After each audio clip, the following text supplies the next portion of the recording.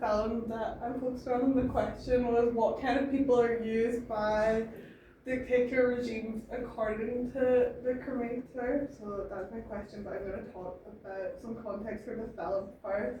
It was directed by Juraj Herz, and it was based on a novel that was published in 1967. The film was published in 1968.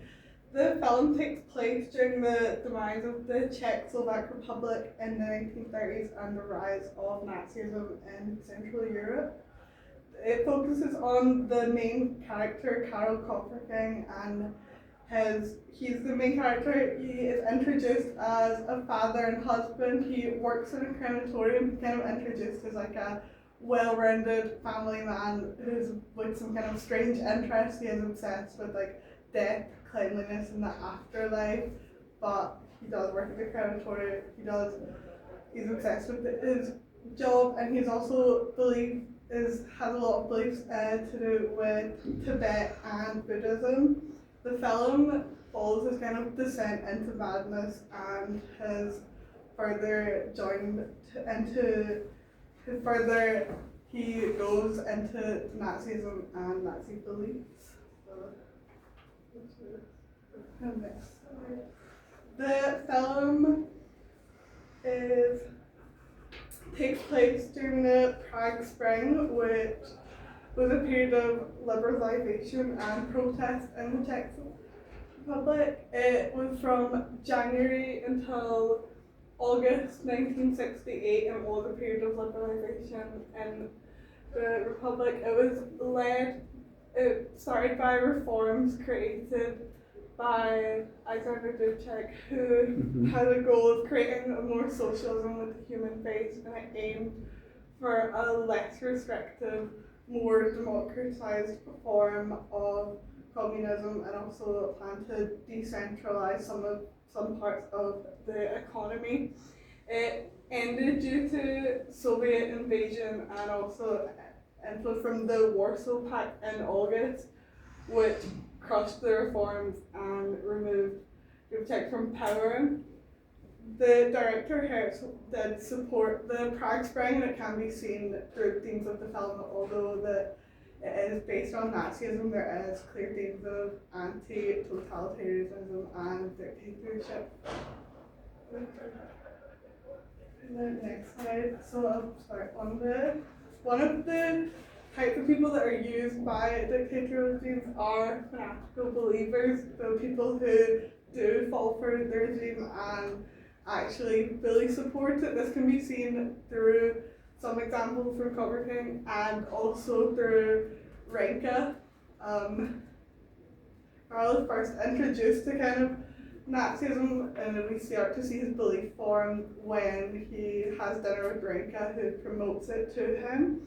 He does believe in the regime, and he's not forced into believing it. He aligns himself with it largely through choice, though he is influenced by those around him a little bit. He is obsessed with death information, and he sees death in the afterlife as a way of purifying, and that after death everyone is all the same, and he also mentions that all ashes are the same after death and after cremation, and that cremation is painless and a way to purify people, which his ideas around death can be seen as similar to the Nazi campaign to cleanse Europe, as it is also focused on purifying those who are seen as impure during life and what is regarded as impure to the Nazi campaign. This led Karl to kill his family, as when he had a conversation with Renke, who he mentioned that they had fish for Christmas and it was cooked in an exotic way. Renke suggested that it was cooked in a Jewish way, and that his wife and children would have been Jewish. This leads Karl to kill his wife and son and attempt to kill his daughter in order to cleanse them, as he believes that he was protecting and saving his family, and that it was what was best for his family. Yes, that is a very weird development of his obsession still under democratic Czechoslovakia, that basically really sort of cremating people, is releasing them or whatever, and the souls are free now.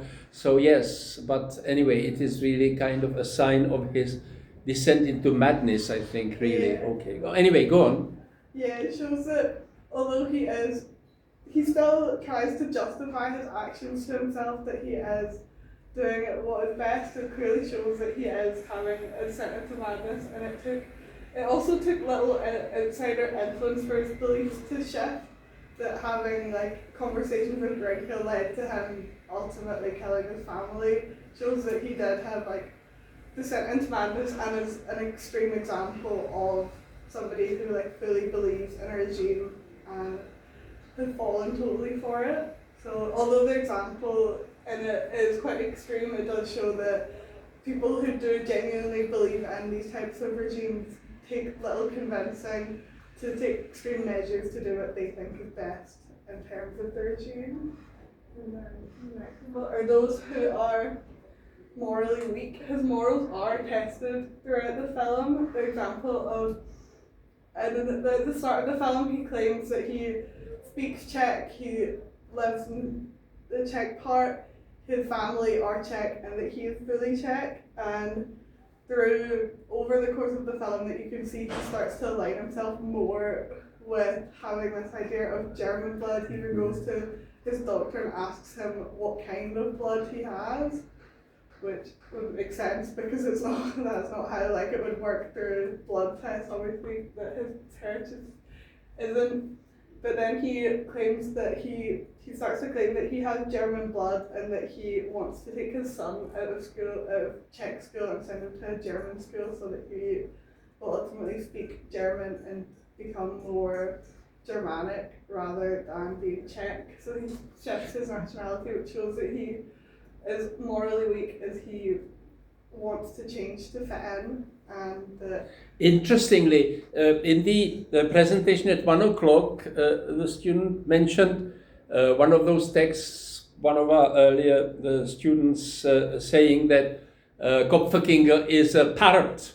Basically that he just repeats whatever he hears, and this is of course what happens. So I do agree that he has a weak character, but at the same time let's point out that he is really actually quite dominating in that family, which is actually manifested by how he holds people by the neck and sort of combs their hair, and basically they are sort of groomed to passivity. The wife certainly, and the children as well. So it's interesting that he's a weak character, but actually exercises fairly brutal influence on whoever is around them. Also his employees in that crematorium. Anyway, sorry, go on.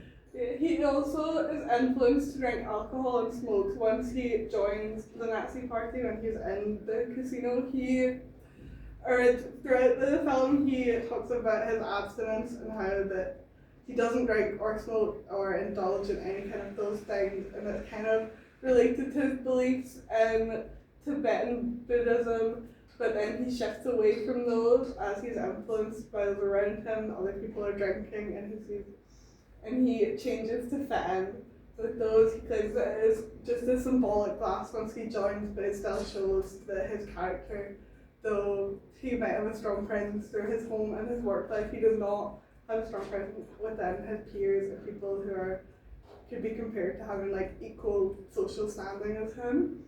He projects his belief.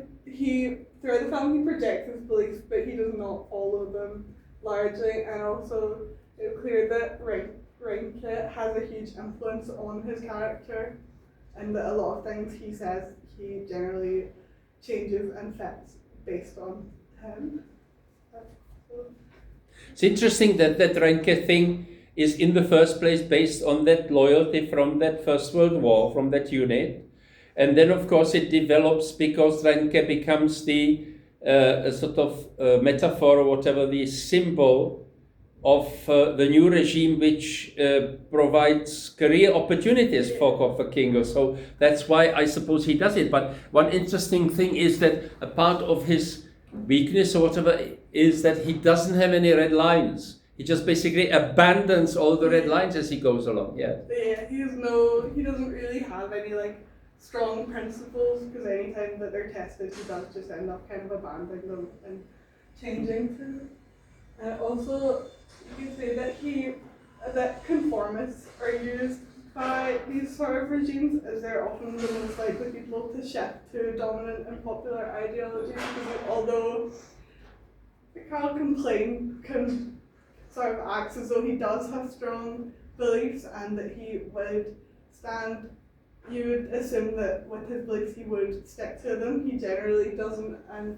he has a kind of desire to be accepted and to fit in with those around him, as he initially seems like an ordinary character aside from his strange interests.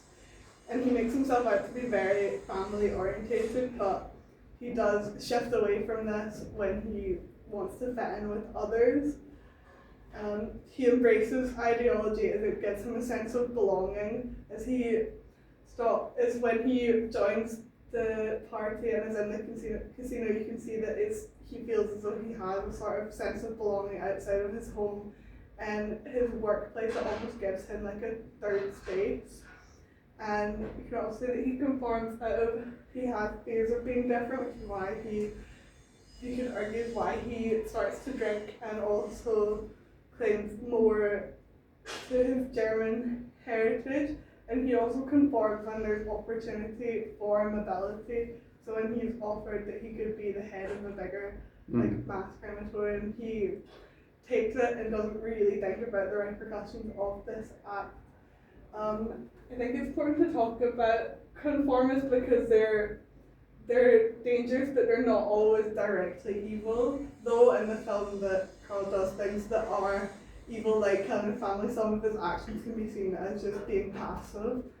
And that they're often key people in dictatorial regimes because they don't need like heavy propaganda or loads of push for them to be able to change their beliefs. They generally don't hold strong beliefs, but they are enablers as they don't challenge. This is interesting in connection with Trump's America these days, because as I keep going on, they don't have any experience from living under a dictatorship, and they are being, quite a lot of them, most of them, conformist to that maniac, Trump. I just saw on the social networks some statements by a Czech professor in an American university, and he says, well, I have tenure, but it is still quite dangerous.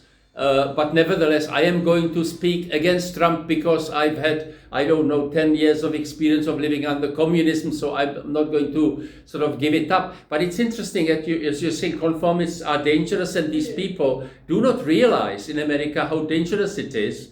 But on the other hand, my experience from communism is that, of course, because if you stand up against it totally openly, that they kind of may destroy you. So my technique was to do it kind of indirectly, to put spanners in the cogwheels or whatever, and so I don't know, maybe, but in any way, I mean, the experience from living in a dictatorship is absolutely important. This is why this film is so important, and yet these Americans don't know what has hit them. Anyway, I shut up. Go on. Yes, it just shows that he, because of the following, that he isn't likely to challenge or have conversations about what is happening or really question it. There is kind of some parts where it looks like he's starting to, in the beginning, where he is a bit hesitant and questions things, but really he doesn't put any thought into like changing and into fitting in. So often conformists are people that just accept what is going on around them without much question or involvement. So overall, it's not the film, though it is set during the rise of the Nazi regime. It is not just a direct criticism of it. It can be seen as an attack on all totalitarian and dictatorial regimes, and that those people who are targeted by the regimes are not people who are inherently evil. They're people who are able to become believers or who are morally weak and able to change their opinions, or those who just conform to what is happening. Generally, dictatorships rely on ordinary people who don't have as much power to question the change, and do not tend to put in little effort to persuade or have conversations about what is going on around them and how to change it. Is that it? Yeah. Thank you very much. I mean, we don't have anybody here to ask you questions, but it was very good. It was well prepared. Thank you very much. Yes, thank you. All right, good. Well.